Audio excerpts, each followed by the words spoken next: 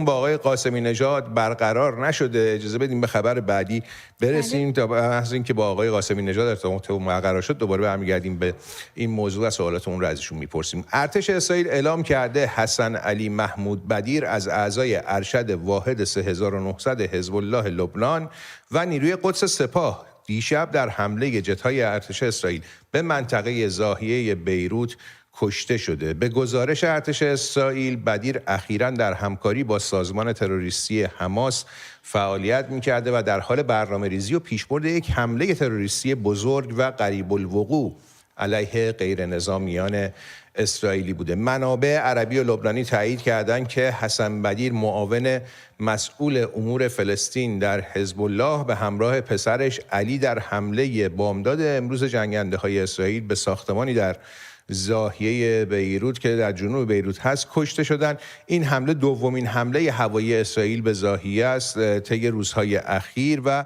تنش‌ها میان دو طرف رو تشدید کرده. جوزف اون رئیس جمهور لبنان این حمله رو محکوم کرده و اون رو یک هشدار خطرناک خونده که نشونه ای از اهداف از پیش طراحی شده علیه لبنان ایشون توصیف کردتش. نواف سلام نخست وزیر لبنان همین حمله رو محکوم کرده و گفته این اقدام نقض آشکار قطعنامه 1701 سازمان ملل و ترتیبات آتش بسه. بهزاد مهرانی تحلیلگر سیاسی همراه ما هستن. احتمالاً که بله. روزا پرتو خبرنگار خود ما همراه ما شدن. من پوزش میخوام. درود بر تو روزا. به ما میگی که این آقای بدیر چقدر اهمیت داشته کشتنش برای اسرائیل و اصلا او که بوده؟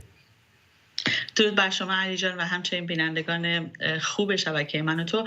ببینید شب گذشته ارتش اسرائیل البته با هماهنگی موساد و شین بیت امنیت داخلی اسرائیل این شخص رو در جنوب بیروت در ضاحیه به گفته در واقع رسانه‌های لبنانی و حتی خود ارتش اسرائیل هم تایید کردن که ایشون رو کشتن. خب این شخص اصلا کی هستش؟ یکی از فرماندهان عالی رتبه حزب الله و همچنین مدیر بخش فلسطین در این گروه حزب الله هستش. یعنی که هر آنچه که عملیات هایی که قرار از طریق گروه تروریستی حماس صورت بگیره بدیر مسئول هماهنگی ها، مسئول انجام این عملیات ها و یکی از تئوریسین هاش بوده و مدیران ارشدش بوده.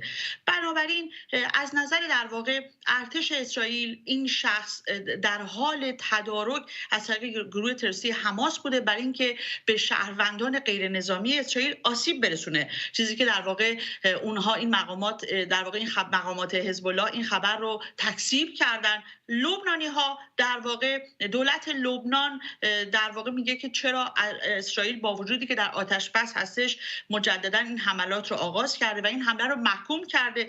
اسرائیل داره در پاسخ میگه که درسته ما در آتش بس هستیم ولی هر آنچه که در واقع شهروندان غیر نظامی ما رو تهدید بکنه ما همیشه در میدان هستیم.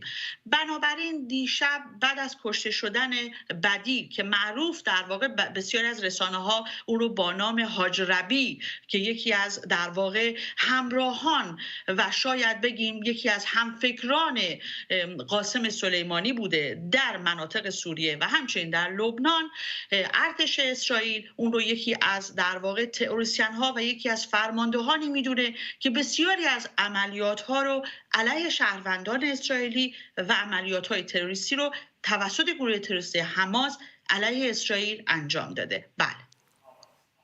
روزا این موضوع میتونه آیا تنش‌ها رو در باریکه غزه و همچنین در شمال اسرائیل در مرز با لبنان بالا ببره؟ ببینید این رو ما میتونیم از جنبه‌های مختلف بهش بررسی بکنیم. اگر از منظر لبنانی‌ها بخوایم بهش نگاه بکنیم، البته حزب الله لبنان خب این اتفاق در جنوب بیروت در منطقه ضاحیه جایی که در واقع گروه حزب الله و حامیانش در اونجا حضور دارن اتفاق افتاده.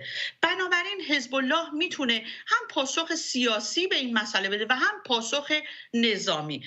اما کشته شدن این شخص میتونه در واقع بسیاری از عملیات ها رو که قرار بوده توسط گروه تروریستی حماس انجام بشه خب در واقع مختل میکنه و این مسئله میتونه به اسرائیل کمک بکنه تا بخواد در واقع متمرکز بشه بر حزب الله و عملیات های بیشتری رو انجام بده. اما اگر ما بخوایم در واقع این مسئله رو از منظر جمهوری اسلامی بهش بپردازیم، به هر حال این یک ضایعه بزرگی برای جمهوری اسلامی هم هستش. این شخص یک رابط بسیار خوبی بین جمهوری اسلامی و در واقع گروه‌های شبه نظامیش بوده. شبه نظامیش مثل در شبه نظامیانی که در عراق حضور داشتن، در سوریه حضور دارن، در واقع همان در حزب الله یا در حماس و هشت‌الشعبی. بنابراین جمهوری اسلامی در حال حاضر با توجه به شرایط اقتصادی، با توجه به شرایطی که داره و نمیخواد به صورت مستقیما وارد درگیری با اسرائیل بشه، کاری که میتونه انجام بده حمایت‌هاش رو بیشتر میکنه و شاید بخواد از طریق گروه‌های هشت‌الشعبی به این در واقع حمله پاسخ بده. به هر حال این مسئله‌ای که اتفاق افتاده میتونه در روزهای آینده تنش‌های بیشتری رو هم به همراه داشته باشه. ممنون از تو رضا پرتو، خبرنگار و روزنامه‌نگار من، تو که همراه ما بودی. اما همونطور که